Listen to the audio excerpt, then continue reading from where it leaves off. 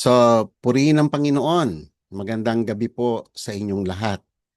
At muli tayo ay mag-aaral ng salita ng Panginoon upang lalo natin siyang makilala, lalo tayong mapalapit sa Kanya. Alam mo, yun yung pinakamahalaga eh.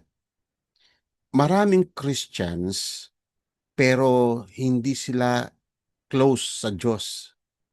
Hirap sila sa pananalangin, ah, aloof pa rin sila kay God despite na matatagal na sila sa Panginoon. Mahalaga mga kapatid na tayo ay magkaroon ng intimacy sa ating Diyos on a finite level. Alam naman natin hindi natin kayang pantayan yung intimacy ng ating Panginoong Yesus sa God the Father. Hindi natin kayang pantayan yon. Pero on a finite level sa human natin capacity ay ano yun po yung ginagawa ng Holy Spirit sa atin. Si God, yung desire niya to draw us near sa kanya. At isa po itong katotohanan na kinakailangan nating mapagyaman sa buhay natin. Okay, so sa araw na to mga kapatid, magfo-focus tayo sa pagiging sa buhay ng isang Kristiyano na tinatawag na fruitful. At mahalaga ito mga kapatid kasi sa may Bible from Old Testament hanggang sa New Testament ay lagi niya tayong kinukumpara sa puno. At ang Diyos, nakikita natin doon na nag-expect siya ng bunga. Sa mga parables niya, lagi ang nakalagay ng ganon. So yung pagiging fruitful, yun po yung ating pag-uusapan. No? Isipin niyo mga kapatid, uh, yung salitang fruitful life. Ang ganda, no? Ang sarap pakinggan. Kung ikaw kapatid, ganito ka, ang ganda. Pero sino yung tao na fruitful ang kanyang buhay sa Panginoon? Ikaw ba yun, kapatid?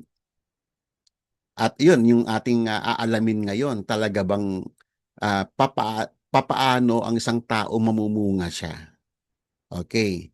Tatandaan po natin yung fruitful character ay nagiging possible lamang ito kung tayo ay may malalim na kaugnayan kay Kristo.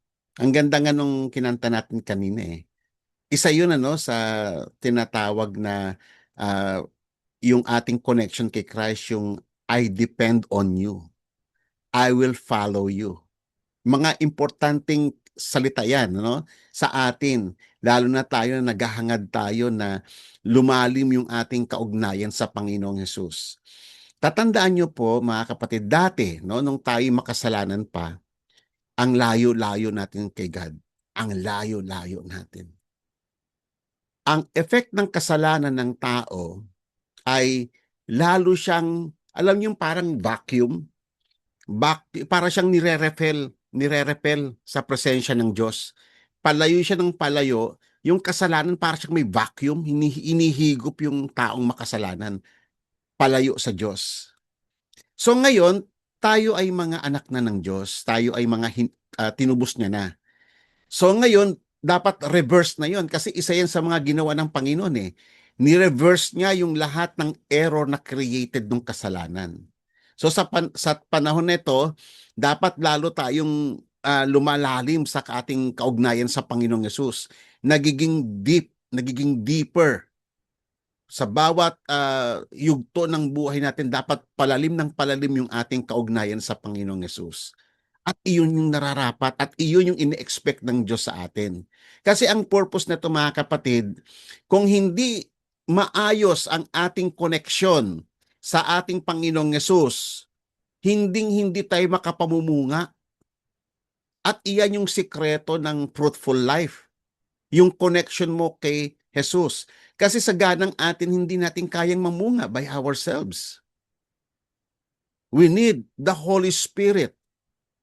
At ito yung ating pag-usapan sa araw na ito, kasi mahalaga yung pangumunga. At ang pangumunga ay nakadepende yan sa iyong kaugnayan kay Kristo. So sa pamamagitan ng ating kaugnayan kay Kristo, kung maganda yung ating koneksyon, makakapagtrabaho ng maayos ang Holy Spirit sa buhay natin at siya yung magpo-produce ng fruit sa buhay natin. So, yun yung ating pupuntahan ng ating pag-aaral sa gabing ito. Yung sikreto ng fruitful life. Okay? So, tatandaan po natin, kung kayo po ay nakakita na ng sanga na hindi talaga nakakonek ng maayos sa puno, sa tingin nyo ano ang mangyayari sa sanga na iyon? 'Di ba? Parang good as dead din siya kasi eventually mamamatay din siya. Kaya marami mga Kristiyano ang ganyan ano. Instead na mapalapit siya sa Panginoon, lalong lumayo. Yun ay sign na yun ng death sa kanya. Kasi pag lumayo ka kay God, wala na. Kamatayan yun, kapatid. Kaya nga, kung tayo no, ay maganda yung ating koneksyon sa ating Panginoong Yesus, yung buhay ay dadaloy ng malayang-malaya sa buhay natin at ang Holy Spirit ay makakilos ng malawakan, makapangyarihan sa ating buhay at iyon nga, mga kapatid, ang bunga, fruitful life. Tingnan ninyo yung sinabi ng Panginoong Yesus sa may John chapter 15 verse 8. My Father is glorified by this, that you bear much fruit. Hindi lang po mamunga kundi yung mag-bear ka ng maraming bunga. So prove to be my disciples.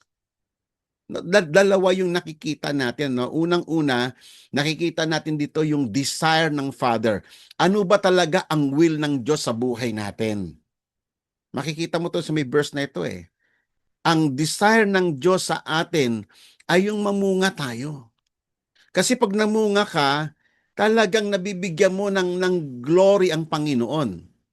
Minsan tayo, kontento na tayo sa mga lyrics lang ng kanta. Lord, be glorified in my life. Parang hanggang kanta na lang. Pero how about in reality? Nag-glorify nga ba si God sa buhay natin? Kasi based on this verse, nag-glorify lang ang Panginoon pag tayo ay namumunga at yung pamumunga ay we are bearing much fruit. Isipin niyo po yan, kapatid. Diyan lang mag-glorify ang Panginoon. Okay? Sa may Bible naman, ginaid tayo ng Bible paano mag-glorify si God. Yung isa doon, makikita niyo sa may Matthew chapter 5, na tayo ay dinesignate ni God bilang ilaw ng sanlibutan. Ipakita mo yung ilaw, ilantad mo nang sa ganun marami ang maliwanagan at makita yung mabubuting gawa at ang Panginoon ay mag-glorify sa ating buhay. So, yun yung mga verses na doon mo makikita directly ano ang nais ng Diyos sa kanyang mga anak. 'Di ba? Isa ito, yung mamunga at mamunga ng sagana. Tatandaan niyo po yung word na sagana. Hindi lang bearing fruit, kung hindi bear much fruit. At pangalawa, mga kapatid, no? Pag tayo ay namumunga, ayan, kitang-kita naman niyo sa may verse, no? Iyan yung isang matibay na katibayan na tayo talaga ay may kaugnayan sa Kanya. Diyan napapatunayan na talagang ikaw ay anak niya, nakikita talaga na ikaw ay Kristiyano, na ikaw talaga ay kanyang lingkod. Bunga. Kaya nga sinabi nga ng Panginoong Hesus yan eh. Do not deceive yourselves. Di ba? Makikilala ang puno sa bunga eh. Obvious yan. Nagbigay pa nga ng mga mabibigat na argument ang Panginoong Hesus eh. Sabi niya, mapipitas mo ba sa puno ng igos ang bungang ganito? Hindi. Kung ano yung puno, kunyari ito ay ubas o ito ay apple, mamumunga siya according to its kind. So tayo, mga kapatid, kung talagang tayo mabuting binhi ang naitanim talaga sa puso natin, kung talagang tayo'y kabilang sa Panginoon, mamumunga ka ng nakapagbibigay ng kaluwalhatian sa Diyos. At iyon yung nararapat, mga kapatid. At dyan din sa bunga, makikilala mo yung mga false prophet, yung mga false Christian. Di ba? Sa iba, nakikita mo marami kasing tinatawag na religious lang. pero wala namang talagang nag-uugnay sa Diyos. Ang daling maging religious. Ang dami, no? Tumingin ka sa paligid, ang dami. Hindi lamang sa ibang mga relihiyon, tumingin ka na mismo sa loob ng church. Ang dami doon religious lang. Pero wala talagang matibay na kaugnayan kay Jesus. At dahil nga walang matibay na kaugnayan kay Jesus, ang pinapakita lang nila yung religious activity lang nila. Sa tingin nyo si God, mai-impress siya sa religious activity mo? Yun ba yung sapat ka na ba, kontento ka na ba doon na ikaw ay active ka sa music ministry, active ka sa sa ganitong gawain? Kapatid, hindi maganda maganda po 'yun ano, pero hindi 'yun ang pinaka-ultimate na hinahanap ng Panginoon, yung kaugnayan mo sa kanya. Ikaw ba maaari mong sabihin kasi na, oo, nakikilala ko ang Diyos, pero ang tanong, ikaw ba nakikilala ka niya? So dapat merong tinatawag na reciprocity. Kasi si God ang unang nag-determine, siya ang unang nag-acknowledge sa atin. Kaya bago natin na-acknowledge si God sa buhay natin. So, pag sinabi mong kilala ko ang Diyos, dapat malinaw yon na ang Diyos kinikilala ka niya. At malinaw yan sa kanyang mga salita. Sa covenant niya, nandoon yan eh. And I will be your God and you will be my people. Merong acknowledgement si God. Hindi lang yung ikaw ang nag-acknowledge. Kaya nga doon sa may Matthew chapter 7, Lord, did we not prophesy in your name and in your name we cast out demon and in your name ganto-ganto, etc. etc. Mga kapatid, wag nating sa Panginoon yung ating mga religious activities lang. Ang yung ating mga activities sa church must be the fruit of our intimate relationship sa Panginoon. Doon dapat nag-uugat. Hindi lang yung reliyoso ka lang sa loob ng church. Oo nga, every Sunday nandoon ka, masipag kang tumulong sa church. Pero ang tanong kapatid lagi, ikaw ba ay may kaugnayan talaga sa Diyos? A personal, intimate relationship sa Diyos na iyong sinasamba? Importante yung tanong yan mga kapatid eh. Kasi kung ikaw meron kang magandang connection sa ating Panginoong Yesus, mamumunga ka. At isa lang sa bunga yung mga trabaho natin sa church, yung ating work, yung ating mga activity sa church must be the product of our intimate relationship sa Panginoon. Importante kasi doon nag-uugat yun eh. Magbigay ako sa inyo ng halimbawa. Sa pag-iwas sa tukso. Alam nyo, pag hindi talaga si God ang motivation ng pag-iwas mo sa tukso, ay malabo yan, kapatid. Tignan ninyo si Joseph nung siya ay nasa Egypt. 'Di ba? Faithful siya sa kanyang mga trabaho. And then isang araw nakursunadahan siya ng asawa ni Potiphar, yung general, nakursunadahan siya at gusto makipagsiping sa kanya. Anong sinabi ni Joseph sa babae? Ganito ba ang sinabi ni Joseph? Ay wag, baka makita tayo ni Potiphar, malaman ito, maano ko. Ganun ba ang sinabi ni Joseph? Hindi. Doon mo makikita yung tinatawag na godliness, yung kanyang pagresist sa kasalanan ay naguugat sa kanyang godliness. Importante yun eh. Yung godliness kasi mga kapatid, ang kahulugan ng godliness ay Christ-likeness. Kasi si God ang sentro. Godliness. Nakasentro ang lahat ng motivation mo kay God. Kaya mo iniiwasan yung kasalanan kasi ayaw mong mabahiran ang kaugnayan mo kay Kristo. Kaya ka naglilingkod dahil gusto mong i-please si God. 'Di ba? 'Yun yung magandang motivation mga kapatid. Dapat tama ang motivation. Kaya ang sinabi ni Joseph sa may asawa ni Potiphar, hindi ko kayang gawin ang kasamaang ito laban sa aking Diyos. Nakita mo yun, yung centeredness ni God sa puso niya.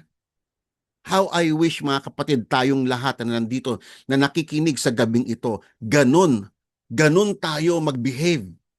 even sa panahon ng severe trials, sa panahon ng temptation, sa panahon ng crisis. Alam nyo, ito yung holy, tinatawag na butas sa ating holiness. May butas eh. Di ba? Kasi minsan pag nasa crisis na, lumalabas na yung talagang naturalesa ng isang, minsan nakakalungkot, di ba? Nakakalungkot, doon na lumilitaw yung mga hindi dapat lumitaw bilang isang kilalakang Kristiyano. Ang daming ganyan, ang daming nakita ngayon. Even mga pastors, nakikita kong ganun. Kapag naisasalang na sila sa mga matitinding pagsubok, talagang lumalabas na yung yung hindi dapat lumabas eh. Mga kapatid, tatandaan niyo po yan. The prime motivation ng lahat ng ating activities, ng ating pagsamba, ng ating paglilingkod, ng ating paglakad sa araw-araw at anuman yan, positive man o negative, God must be the very core, the very purpose ng ating mga ginagawa. At ang Diyos nanonood sa panahon ng pagsubok. Amen? At diyan kasi nakikita eh. Kaya nga sabi rito, no, hindi mo may pagkakaila yun mga kapatid eh. Kasi kung talagang ikaw ay nasa Panginoon talaga, kung ikaw talaga ay may matibay na kaugnayan kay Jesus, lalabas ang bunga na yon. Kaya nga importante rito sa pag-uusapan natin ngayong gabi, yung tinatawag na godliness. Importante yun. Kasi yung godliness, si Christ yung center eh. Sa puso mo. Siya yung pinaka-prime motivation. Kaya nakapamumunga ng maayos. Ang ganda ng kaugnayan eh. Kaya nga fruitful eh. Amen po ba? Ngayon, dinugtungan pa ito ng Panginoong Yesus. Sa may verse 16 naman, ganito naman ang sinabi niya. Hindi tayo ang pumili sa Kanya, kundi ang Diyos, siya ang pumili sa atin. 'Di ba? Minsan kasi baliktad yung ating thinking eh. Minsan ang thinking natin tayo yung tumanggap sa Panginoon. 'Di ba? Parang human effort ano? Ikaw yung tumanggap sa Panginoon. Baliktad kapatid. Tinanggap muna tayo ng Diyos bago natin siya tinanggap. Kasi ang lahat ng bagay ay nanggagaling muna sa Kanya. Kasi nga tayo, bakit hindi po pwede yung the other way around? Kasi tayo by nature patay tayo sa ating kasalanan. Hindi tayo makapag-respond sa Diyos ng tulad ng nararapat. Ang tendency lang natin noon, lumayo ng lumayo sa Diyos. Pero nung kinahabagan niya tayo, na-quicken niya yung spirit natin. At binigyan niya tayo ng lakas na hanapin natin siya. Kaya ang Diyos ang unang humanap sa atin, saka natin siya.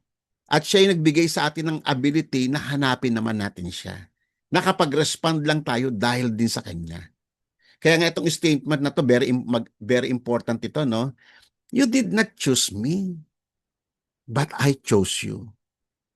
And hindi ka lang basta pinili ng Panginoon.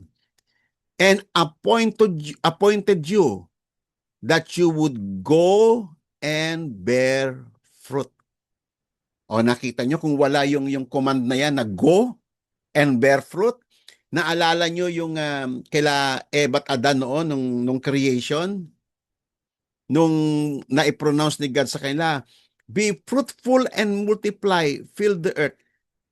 Sa tingin nyo kung wala yung command na yon, magiging fruitful ang tao? Mag-generate ang tao? Mag-multiply siya? Hindi. Nasa command ng Diyos yun eh. Yun yung tinatawag na na effectual calling ng Diyos. Pag tinawag ka ni God, hindi maaaring hindi magkatotoo yun. Kasi kasama doon yung kapangyarihan, kasama doon yung trabaho ng Holy Spirit pag tinawag ka niya.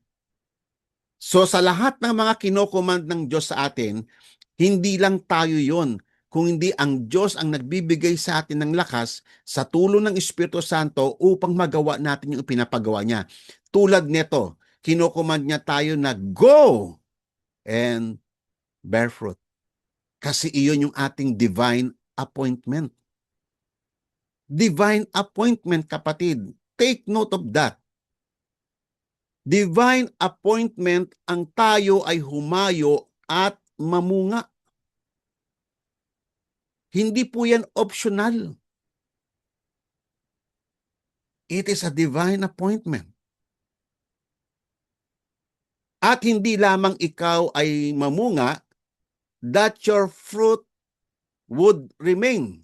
Oh, ano ang ibig niya sabihin sa talatang iyan?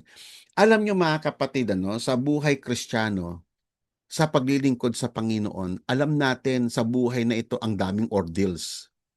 Ang dami nating dadaanan na mga tribulations, mga pagsubok, 'di ba?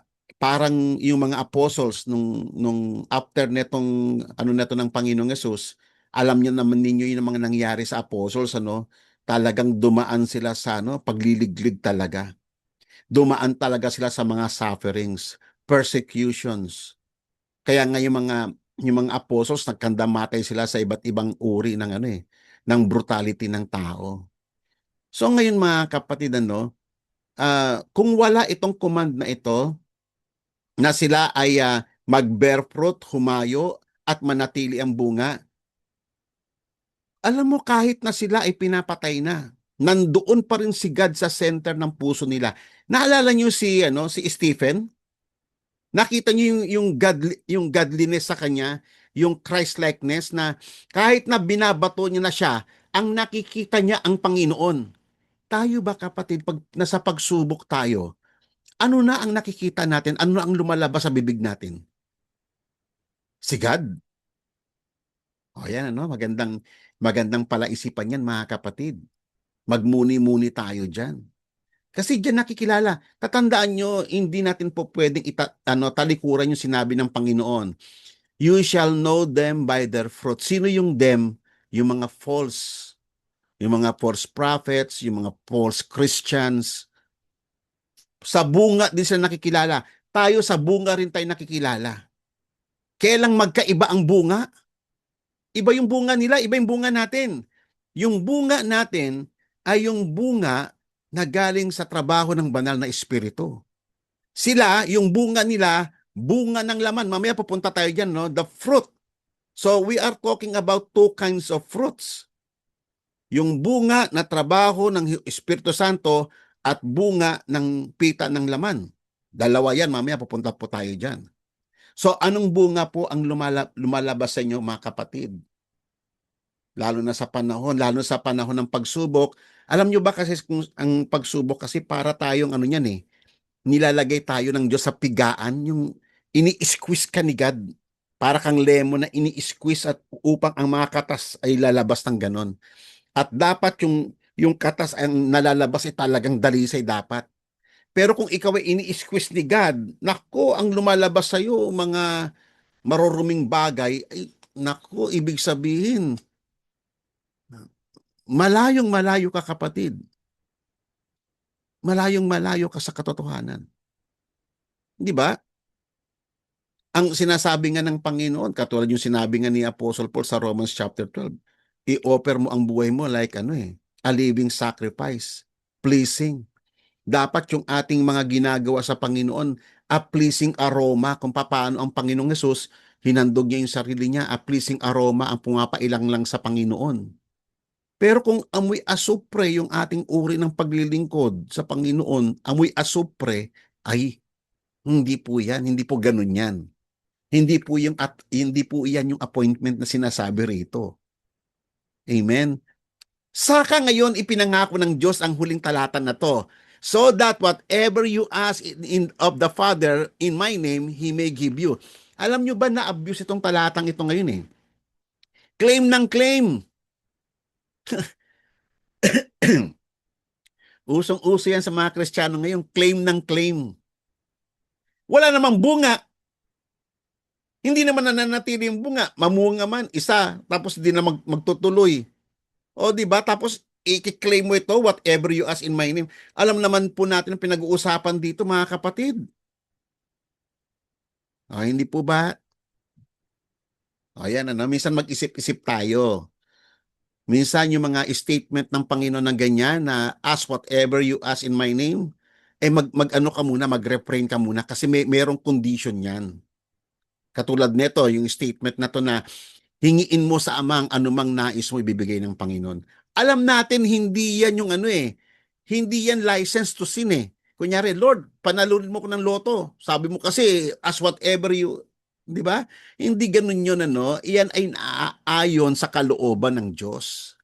Pero iyan ay nagiging possible lang yan unang-una kung malalim at maayos ang iyong kaugnayan kay Kristo. At kung ang banal na espiritu ay malayang malaya at makapangyarihang nakakapagtrabaho sa buhay mo. Ang nakakalungkot ngayon, marami mga Kristiyano, ang thinking na lang nila sa Holy Spirit ngayon, alam mo, yung puro emotional na lang. Oh, come Holy Spirit in my life. Come, tapos iyak-iyak ganon. Kasi minsan ganon na i-orient ang mga Christians sa mga churches Emotionalism, pero walang mga bunga. Minsan pa ang isang mali pa na ang nilimit natin ang presensya ng Holy Spirit sa mga speaking in tongues, sa mga manifestations, isa yan sa mga error sa church Bagamat hindi natin dinidina yon, no? Maganda yon mga kapatid, pero ang trabaho talaga ng Holy Spirit ay hindi lamang mag-speaking tongues. Kasi sinabi naman ni Apostle Paul yan ang mga iyan ay signs for the unbeliever. 'Di ba? Sa atin ang mas nakikita mo na talagang ang Holy Spirit na nagtatrabaho sa iyo ay yung work of sanctification. Ayan, katulad nito. Ang bearing fruit ay work of sanctification niya ng Holy Spirit. Siya ang nag-produce niyan dahil na-sanctify. Makikita mo doon sa may sanctification, ilalapat ng Holy Spirit ang iyong buhay sa kalooban ng Diyos. Yan ang trabaho ng Holy Spirit. Yan ang pinaka-major role ng Holy Spirit sa buhay ng isang Kristiyano. Iko-conform tayo sa image ng Diyos. Magiging kalarawan natin ng Diyos. Yan ang kanyang major na trabaho. Hindi lamang yung mag-speaking tongues. Uulitin ko, hindi ko sinasabi na against ako sa speaking tongues Hindi po ganun tinuturo ko. Binabalansi ko lang po mga kapatid. No? Para maging tama at balansyado yung ating pananaw sa scriptures. Okay. Kaya nga nais talaga ng Diyos. Nalulugod ang Panginoon. Kaya nga to isinulat Sabi nga ng Panginoong Yesus sa isang talata rin dito sa John 15, sinasabi ko ito sa inyo that your joy may be made full. O, nakita po natin, Nais ng Diyos na maging mapuno tayo ng kagalakan dahil sa ating kaugnayan sa Diyos. Kaya lang mga kapatid, ayusin muna natin yung mga dapat ayusin. No, yung ating kaugnayan kay Kristo. Yun yung isa sa pag-uusapan natin ngayon sa gabing ito. Kasi kung talagang maayos yung ating kaugnayan kay Kristo, ay makapagpo-flow ng malayang malaya yung blessings ni Kristo sa buhay natin. Amen?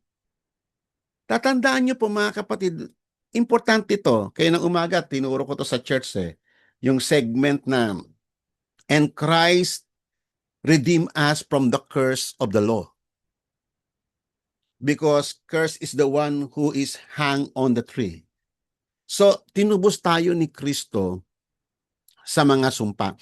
Alam natin kung bakit pumasok ang sumpa sa mundong ito nung ang tao ay nagkasala. Doon pa lang sa Genesis yan.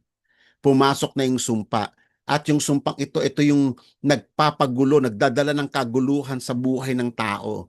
Yung mga problema, family problem, sakit, karamdaman, digmaan, at lahat pa ng kasamaan sa mundo. Ayan yung mga setback nung tinatawag na curse. Pero si Christ namatay siya para hanguin tayo sa sumpa. Pero minsan tayo, we interpret those words na hanggang sumpa lang. Parang hinango ka lang ng Panginoon sa sumpa. Hindi po ganun yun, kapatid. Kasi doon sa Deuteronomy chapter 28, pinag-usapan doon yung blessings muna yung list ng blessings at saka yung list ng sumpa. No? Pinag-usapan yan sa Deuteronomy 28 at saka Leviticus 26. Ang haba-haba ng discussions dyan. So tayo, lahat tayo lawbreakers eh. Kaya wala tayong claim sa blessing. Kasi lahat ng tao nagkasala. Tayo, sumpa ang dumating sa atin kasi lahat tayo lawbreakers tayo. Yun yung iginawad ng Diyos sa atin kasi we break the law of God because of our sins. Kasi for all have sinned and fall short of the glory of God. For the wages of sin is death, kaya nagkandamate tayo eh. At iyon yung patotoo ng Biblia patungkol sa ating totoong kalagayan dati nung wala pa si Kristo. We are sons of disobedience. We are children of wrath. Pero nung dumating si Christ ay na-reverse yung natanggal yung sumpa, naialis tayo sa sumpa ng Panginoon na makikita natin sa Leviticus 26 at Deuteronomy 28, na-release tayo doon at hindi lang doon nag-end yun kapatid. Kasi si Jesus lang ang tanging obedient na taong nabuhay sa ibabaw ng daigdig. Siya lang yung the only righteous na perfectly na-obey niya yung kalooban ng Diyos. Kaya siya yung tinatawag na the Blessed One. Siya lang ang karapat-dapat na mag-inherit ng blessings na nabanggit doon sa mga talatang iyon sa Old Testament. Si Jesus Christ, sa tandaan niyo mga kapatid, is the Blessed One. At kung ikaw ay konektado ka kay Kristo, wala ka na sa sumpa.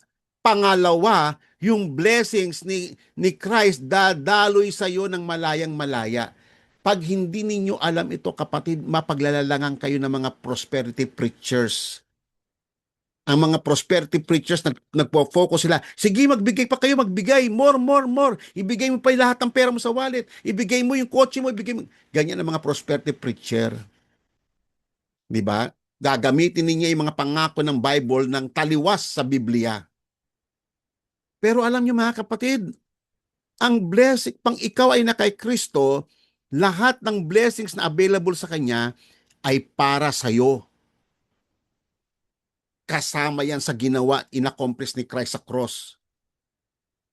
At walang makakaagaw niyan. Kaya lang kasi ignorant tayo sa blessings ng Panginoon. Ignorant tayo about sa totoong inaccomplish ni Christ sa cross. Kaya pag alam mo ang katotohanan ito, ang aayusin mo na lamang yung kaugnayan mo kay Kristo. Parang dagta, kung maayos ang iyong kaugnayan sa puno, yung dagta ay malayang-malayang papasok sa sanga. Ganon din ang blessings ni Christ.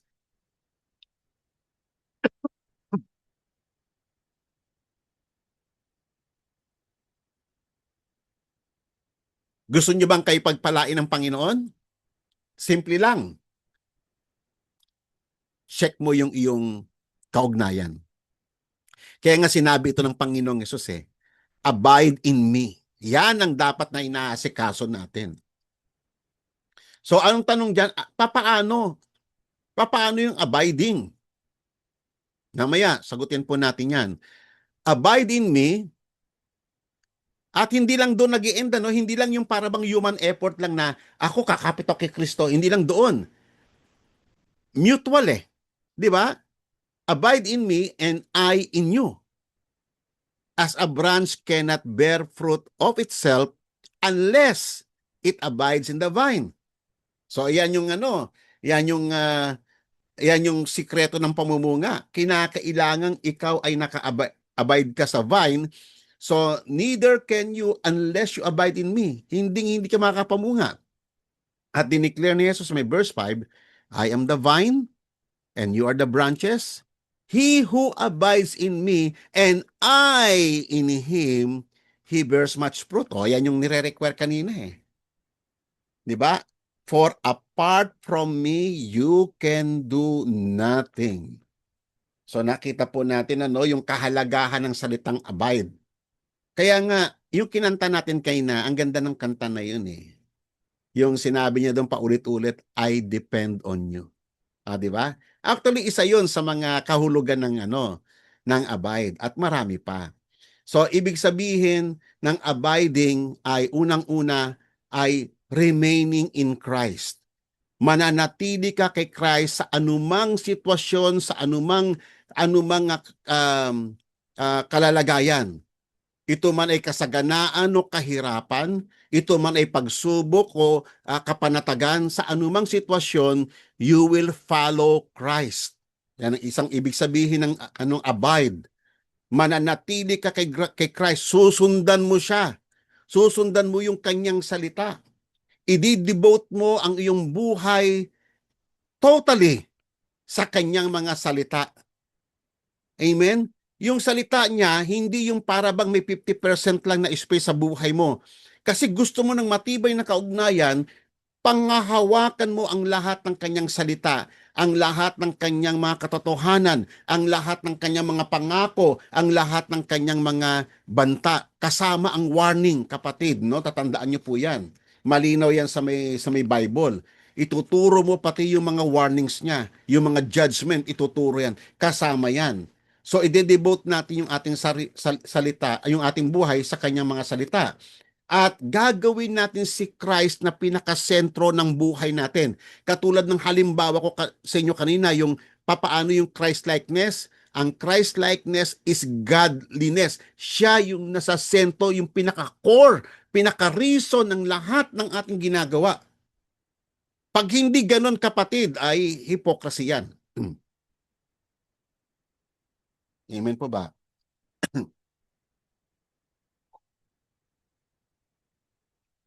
So, at dagdag nyo pa doon, kapatid, yung we are giving priority to the will of God. Secondary na lang yung kalooban natin. Hindi na tayo ang mahalaga. Ang mahalaga na doon ay ang kalooban ng Diyos.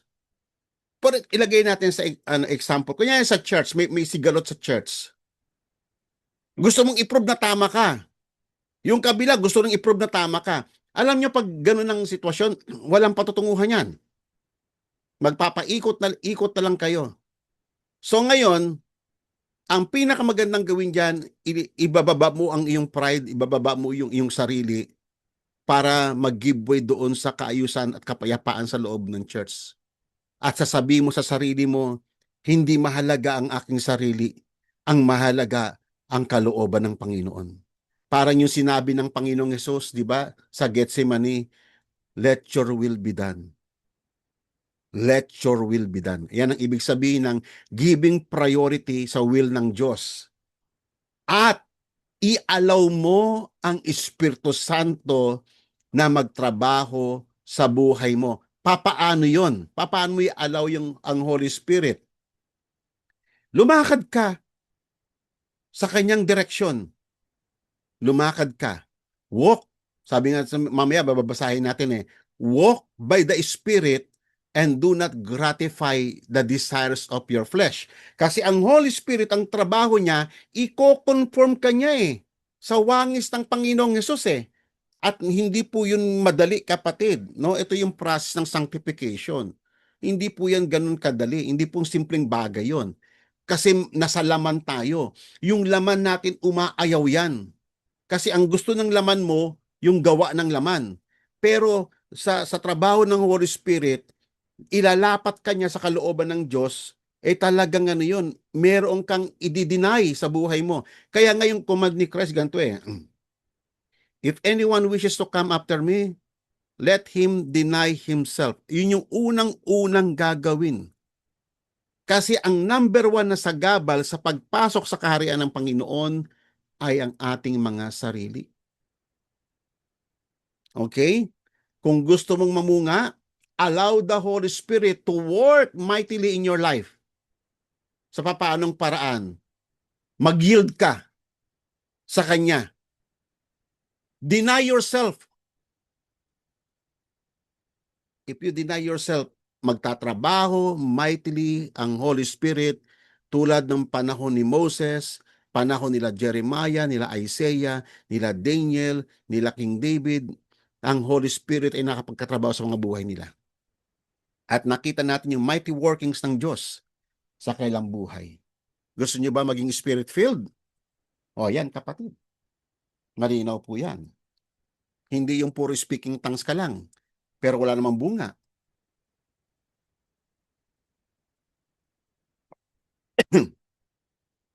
Amen. Tatandaan ninyo, apart from me, you can do nothing. Wala tayong ma-accomplish pag wala si Christ. So, marami pa, no? Sa yung salitang abiding, katulad yung sa may Psalms chapter 1. Doon sa may Psalms chapter 1 verses 1 to 3, ipinakita yung yung secret ng pamumunga. Since na pamumunga ang pinag-uusapan natin, para maintindihan natin yung salitang abide, idugtong natin yung Psalms chapter 1 verse 1 to 3. Ano ba yung sinasabi rito? How blessed is the man who does not walk in the counsel of the wicked, nor stand in the path of the sinners, nor sit in the seat of the scoffers. But his delight is in the law of the Lord, and in his law he meditates day and night.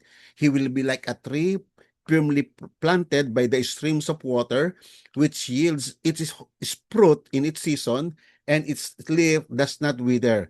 And in whatever he does, he prospers.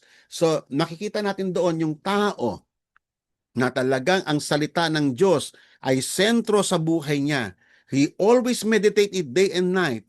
Ay totoo naman talaga pag lagi ka nagbabasa ng Bible, pag lagi mong minimeditate ang salita niya, ay talaga namang kasi magre-reflect talaga yung salita ng Diyos sa buhay natin Naalala niyo si Moses nung lagi niyang kaharap ang Diyos, pati mukha niya nagliliwanag, ganoon naman talaga magiging effect ng salita ng Diyos. Ang tanong kapatid, ano yung minimeditate mo araw-araw? Yan ang tanongin mo yung sarili ninyo kapatid. Kasi kung ano yung minimeditate mo araw-araw, kunyari, ang inaabangan mo, teleserye. Mas mahalaga pa yung, masubaybayan mo yung teleserye kaysa mabasa mo ang Biblia, ay malaking problema yan, kapatid. May problema ka sa salitang abiding. Kasi ang abiding, kasama dyan yung talagang minimeditate mo ang salita ng Diyos. Amen. Di ba? Pangalawa na dapat nating maintindihan, yung sinasabi ng Panginoon dito na as a branch cannot bear fruit of itself unless na naka-abide ka sa Kanya. Hindi ka maaaring mamunga by yourself. Ano pong ibig sabihin ng Panginoong Jesus dito? Tayo, aminin natin to kapatid we are insufficient in ourselves. Kulang tayo. Ano man ang gawin mo, lagi tayong kapos. We need God. We need God in our lives upang tayo ay mamunga. Amen? Hindi mo kaya yan. So, importante yan. May naka-open po na Sister Lolit, naka-open po yata ang inyong microphone. Okay. Pakipatay nga, Sister Iya. Sister Iya. Okay. Pakipatay na lang po pag may mga nagsasalita, agapan nyo po. Okay. Kasi nakaka-distract siya. Yung focus ko na pupunta doon sa may sounds nila. Okay? So, paki-message nyo na lang pag may mga kapatid na nakakalimot na i-open nila yung microphone nila at naririnig yung mga conversation nila sa ating platform, kayo na po mag-effort na po kayo, tulungan nyo na po ako. Kasi ako nakafocus po ako sa pagtuturo. Okay? So, tandaan po natin mga kapatid, we are insufficient in ourselves. Kulang tayo lagi. Kapos tayo lagi. And we need God. We cannot bear fruit kung wala ang Panginoon. Kung hindi tayo maayos ang ating kaugnayan sa Kanya, we cannot bear fruit. Kailanman hindi darating sa iyo yung salitang fruitful life. Amen? So, kaya nga napakabigat ng statement ng Panginoong ito sa may bandang huli. Apart from me, you can do nothing. Nothing at all. Kasi tayo, by nature, baog tayo sa totoo lang. Hindi natin kaya mag-produce ng fruit. Unless na tayo ay nakakabit ng maayos kay Jesus. At yung connection ay hindi lamang yung parang 75% lang, 50% ang pinag-usapan natin dito ay yung maayos, lapat na talagang kaugnayan, yung pagkakakaugpong kay Kristo, kapit na kapit yan, kasi it is our responsibility to abide. Hindi yan gagawin ng Diyos para sa atin. It is our responsibility. At ang Panginoon naman, kapag ginampanan mo yung responsibility na mag-abide sa Kanya, at sa pangako naman ng Panginoon, He is faithful, I will abide also in you. Hindi kita pagtutulakan palayo, sabi ng Panginoon, kundi hahawakan kita, iingatan kita, na huwag kang makakabitiw sa akin. Pero gampanan mo yung duty mo na mag-abide. Kasi ano yan duty natin yan, kapatid Okay? So, ngayon, punta na po tayo sa bunga, no? Yung pinag-uusapan natin bunga. Sinulat yan dito sa may Galatians chapter 5 ni Apostle Paul. So, ang sabi ni Apostle Paul, ano-ano daw yung mga bunga? Pag-aralan natin ng maigi ito. But the fruit of the Spirit is love, joy, peace, patience, kindness, goodness, faithfulness, gentleness, self-control. Hindi lang po hanggang dyan yan. Marami pa ho yan. Amen? Ito, ilan lang ito. Meron pa dyan yung humility, yung long-suffering, and so on and so forth. Marami pa ho yan. So ito, nagbigay lang ng ilang halimbawa si Apostle Paul para magka-idea tayo ano yung mga ina-accomplish ng Holy Spirit sa buhay natin. Kung papansin niyo, itong fruit of the Holy Spirit, tulad ng love, joy, peace, patience, ano yan? Ano yung mga bagay na yan? Guess. Hulaan nyo, ano yung mga bagay na yan? Ang lahat ng iyan, mga kapatid, ay karakter ng ating Diyos na nais niya na ma-embed sa atin. Kaya nga tayo, no? Kaya dito makikita sa may talatang ito, yung tinatawag na sanctification. Ang Holy Spirit, i-confirm niya tayo sa image ng Diyos upang yung character ng Diyos, yung communicable character ng Diyos ay magmamanifest din sa atin. Kasi hindi natin kayang palabasin yan kung saganang atin lang. Yung love natin, laging tainted by sin. Yung joy natin, tainted by sin. Yung peace na alam natin, tainted by sin. Yung patience natin ay sinful. Yung kindness natin, sinful. Lahat sinful tayo. We are insufficient in ourselves. Without the work of the Holy Spirit, hindi lalabas yung genuine love na galing sa Diyos. Yung joy, ito importante ito, minsan itatopic natin yan. Yung peace, yung patience, kindness, goodness, lahat ng ito, ang pattern nito ay si God. Kasi character ito ni God. Mga communicable attributes ito ng Diyos na nais ng Diyos na mag-manifest sa atin. At iyon ay i-accomplish ng Holy Spirit. At ang tawag dyan ay fruit of the Holy Spirit in one caption. Amen? Kaya nga, pinakita rito, lalabas lang ito, mga kapatid. Ito mga bunga na ito.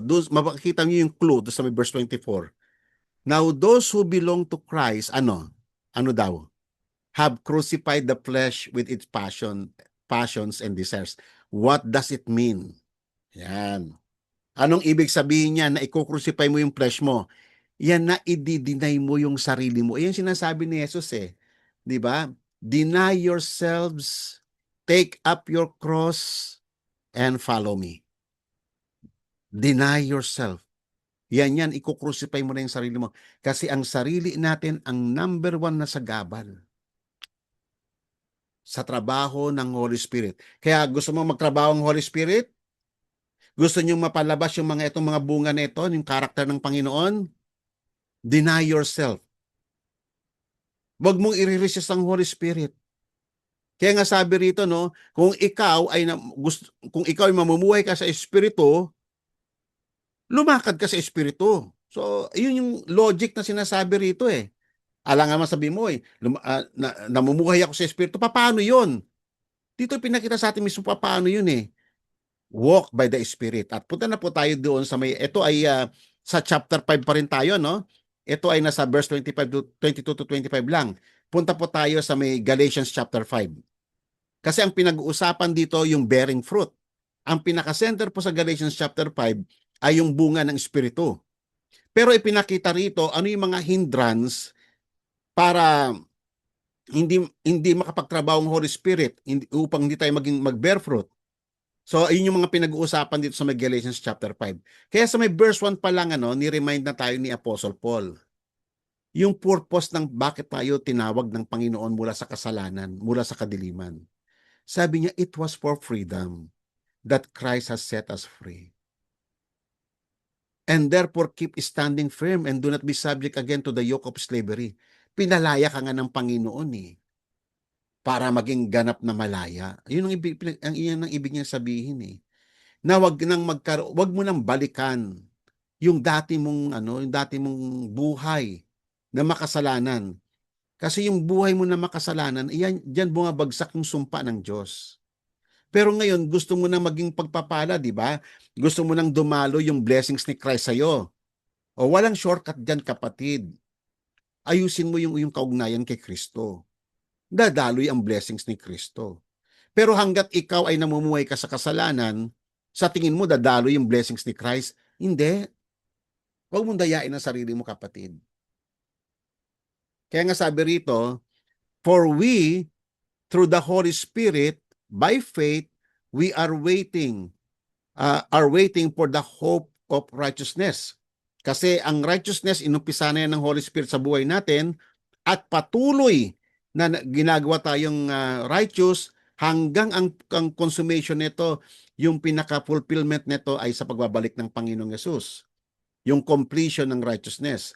So, inulit-ulit ni Apostle Paul sa may verse 13 na, you were called for freedom. And only do not turn your freedom into opportunity to sin, but through love serve one another. So why? Kasi ito na pupunta na po tayo doon sa kasunod na verse na. Ito na po 'yon. Ito yung sagabal. Ito yung sagabal sa trabaho ng Holy Spirit. Hanggat lumalakad tayo rito, kapatid, hindi lalabas yung bunga ng Espiritu. Kaya nga ang sabi niya rito, walk by the Spirit. Di ba sabi nga kanina doon, if we live by the Holy Spirit, hindi lang puro salita yan. Lumakad mo. Lakaran mo. Lakaran mo. Di ba? And you will not, ang paglakad sa Espiritu, kapatid, ang pagiging Spirit-filled ay you will not carry out the desires of the flesh. Lalayuan mo yan. Kasi magkalaban yan. Magkalaban yung pita ng laman natin at saka sa nais ng Holy Spirit na sanctification sa buhay natin. Kasi ang trabaho ng Holy Spirit, gusto niyang mamunga tayo. Pero yung pita ng laman, hadlang yan Di ba? Tulad ng galit, pakikiapid, pagnanakaw, pangloloko ng kapwa, marami pa yan. Lahat ng iyan ay sagabal yan, Kasi ang trabaho ng Holy Spirit, aayusin niya na yung buhay natin. For the flesh sets its desire against the Spirit, and the Spirit against the flesh. Magkalaban sila For these are in opposition to one another, so that you may not do the things that you please. But if you are led by the Spirit, you are not under the law. So wala ka doon sa indictment ng batas. You are not in danger of the penalties ng law ng Panginoon. Kung lumalakad ka sa Espiritu, kasi you are living in conformity sa kalooban ng Diyos. Iyan po ay pagsang-ayon sa nais ng Panginoon. Ngayon, ito na po yung pita ng laman. So, sabi rito, now the deeds of the flesh are evident. Obvious, kapatid. Dalawa lang, uulitin ko hindi po pwedeng magsanib puwersa yung laman at saka yung Holy Spirit. Sabi roon kanina, sa binasa natin, magkontra sila. They are in opposition to one another, sabi kanina. Di ba? Nabasa nyo? Ngayon, malalaman mo, kapatid, kung nasaan ka. Ito yung evidence. The deeds of the flesh. Ano yon? Unang-una, immorality. Impurity, mga karumihan. Sensuality, puro sexual immorality yan eh. Yung kahalayan yan eh, yung sensuality. Wala na ba tayo dyan, kapatid? Ha? Bago tayo magpatuloy sa iba? May problema ba tayo sa morality? Kasi ito puro ano to, sexual immorality to. Immorality, impurity, sensuality, tapos idolatry. Yan, isa pa yan. Sorcery, enmities, strife, jealousy, outbursts of anger, disputes, dissensions, factions, envying, drunkenness, carousing, at marami pa. Marami yan, pita ng laman, marami yan. Itong mga gawang ito ay taliwas ito sa trabaho ng Holy Spirit. Pag namumuhay tayo rito, never kang magiging fruitful sa Panginoon. Kasi ito, bunga rin ito. Ito na yung sinasabi ko kayo na dalawang uri ng bunga. Yung bunga ng Espiritu at bunga ng laman. Magkalaban yan. Hindi lalabas yung bunga ng Espiritu hanggat tayo merong sexual immorality. Amen po ba? Amen po ba? Di ba? Kaya nga tayo, no, talaga, number one yan eh, yung sexual kasi malakas yan. Lalo na sa mga lalaki. Ha? Bato-bato sa langit, mga ano natin, kapatid nating lalaki. Mas prone tayo sa sexual immorality. At kinakailangan ma-purge tayo dyan sa part na yan. Okay? Kaya nga sabi rito ni Apostle Paul, I, I forewarn you just as I have forewarned you before. Sino yung winawarningan niya? Mga unbelievers? Hindi. Mga Kristiyanong kausap niya rito sa Galatians eh. Sinulat niya ito para sa mga taga-Kristiyano sa Galatian. Hindi niya ito sinulat sa mga unbelievers. That those who practice such thing will not inherit the kingdom of God. Kaya nga mga kapatid, hindi mo kayang i-fake ang bunga ng Espiritu. Hindi mo kaya yan na i-fake. You shall know them by their fruits. Anong bunga ang lumalabas sa iyo, kapatid? Madali mong dayain yung mga tao sa harapan mo. Nagsasalita ka ng Panginoon, nagpipray ka, parang devoted ka, active ka sa church. Pero ang tanong doon, meron ka bang talagang malinaw na kaugnayan kay Kristo? Kasi kung malinaw ang iyong kaugnayan kay Kristo, ang tawag diyan godliness eh. Si Christ ang pinakamotibo mo. Siya yung pinaka-heart, pinaka-sentro ng buhay mo. At hindi mo kayang magkasala sa Kanya. Kaya hindi mo kayang i-fake, kapatid. Kasi sa loob mo, nandoon yung sinabi sa may verse dyan eh. He cannot continue to sin because the seed of God is in him. Ako naintindihan ko yun, kapatid. I pray na naintindihan nyo ito. Kung talagang merong seed sa inyo ang banal na Espiritu, hindi mo kayang magkasala at hindi mo kayang magpatuloy sa pagkakasala. At kung magkasala ka man, nagbigay ang Diyos ng pagkakataon na ma-restore ka. Confession of sins sa harapan ng Diyos. Pero aayawan mo ang kasalanan. Kamumuhian mo siya. Ang heartbeat na ng puso mo ay maging kalarawan ka ng iyong Diyos. At iyon yung pagsang-ayon sa banal na Espiritu. Yun yung tinatawag na walking by the Spirit. Living and walking by the Spirit. Yun po yung ibig sabihin dito. Kaya nga ang warning ni Apostle Paul sa mga lumalakad sa pita ng laman, that those who practice such thing will not inherit the kingdom of God. And then, magwawakas na po tayo rito, kapatid. Sabi nga rito sa Ephesians chapter 4 ni Apostle Paul, in reference to your former manner of life, you lay it aside, the old self. Yan yun eh. Yan yung puro pita ng laman ng gusto, which is being corrupted in accordance with its lust of deceit. And that you be renewed in the spirit of your mind. So dapat ma-renew tayo mga kapatid, araw-araw. Lalong tumaas yung level ng ating pagkakilala sa Panginoon. At habang nakikilala mo siya, lumalalim ang iyong kaugnayan sa Kanya. Kaya ang Holy Spirit nakakapagtrabaho ng malayang-malaya.